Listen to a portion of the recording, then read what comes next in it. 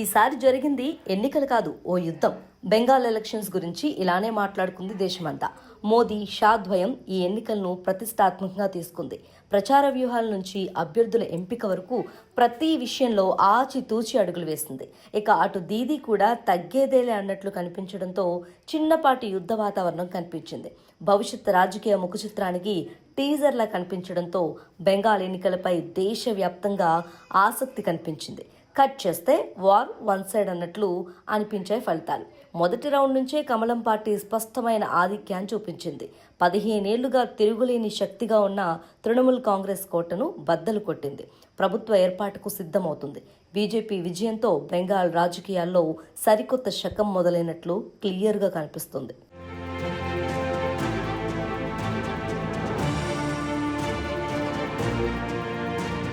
BJP విజయం వెనుక ప్రధానంగా 5 కారణాలు కనిపిస్తున్నాయి. మొదటిది మహిళా ఓటర్ల మద్దతు.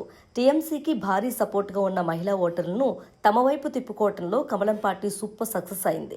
సందేహ్ ఖాళీ ఘటన, ఆర్జికల్ ఆసుపత్రి ఘటనలు అస్త్రాలుగా చేసుకొని రాష్ట్రంలో మహిళలకు రక్షణ లేదని బలంగా ప్రచారం చేస్తుంది. ఆర్జికర్ బాధితురాలి తల్లికి ఎమ్మెల్యే టికెట్ ఇచ్చి మహిళల్లో విశ్వాసం నింపింది. ఇక అటు నెలకు 3,000 ఆర్థిక సాయం హామీ కూడా మహిళా ఓటర్లను ఆకట్టుకుంది. ఇక రెండో ప్రధాన కారణం బూత్ లెవెల్ మేనేజ్మెంట్. షా పర్యవేక్షణలో పన్నా ప్రముఖ్ శక్తి కేంద్రాలతో గల్లీ రాజకీయాలను శాసించింది బీజేపీ. గతంలో కేవలం పట్టణాలకే పరిమితమైన కమలం పార్టీ ఈసారి మారుమూల గ్రామాల వరకు నెట్వర్క్ విస్తరించింది. నిరంతర సభ్యత్వ నమోదు కార్యక్రమాలు, స్థానిక కార్యకర్తలతో కనెక్ట్ అవ్వడం లాంటి కార్యక్రమాలతో టీఎంసీకి బలంగా ఉన్న గ్రామీణ ఓటు బ్యాంకులో చీలిక తేవడంతో సూపర్ సక్సెస్ అయింది.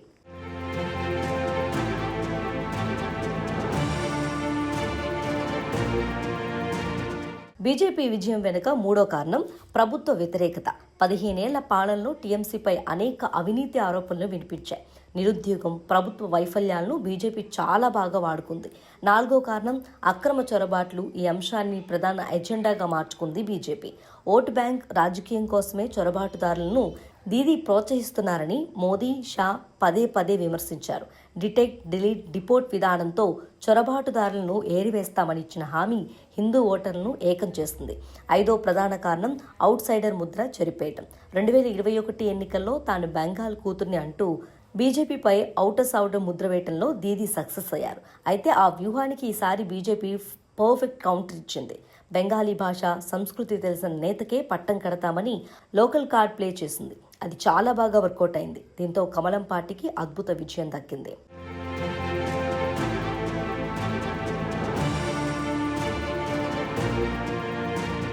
ఇక అటు అస్సాంలోనూ బీజేపీ హ్యాట్రిక్ విజయం దక్కించుకుంది.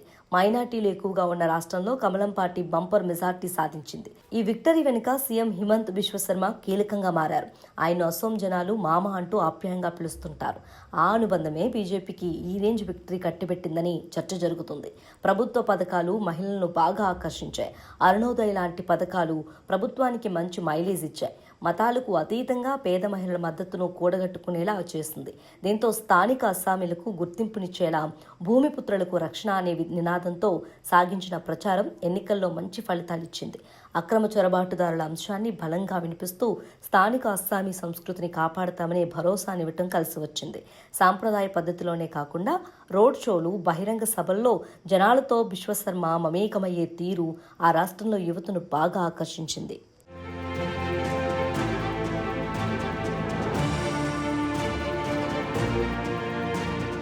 అస్సాంలో హ్యాట్రిక్ విక్టరీ, బెంగాల్లో చారిత్రాత్మక విజయం కమలం పార్టీ శ్రేణుల్లో కొత్త ఉత్సాహం నింపింది.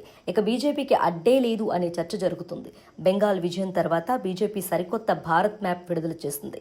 దేశ రాజధాని ఢిల్లీ నుంచి పశ్చిమ బెంగాల్ వరకు కాషాయం రంగు పాకిందని చెప్తూ సంచలన పోస్ట్ చేసింది. ఇది ప్రస్తుతం సోషల్ మీడియాలో వైరల్ అవుతుంది. 2047 వరకు వికసిత భారత్ను నిర్మిద్దామంటూ బీజేపీ చెప్పుకురావటం ఇప్పుడు కొత్త చర్చకు దారితీస్తోంది.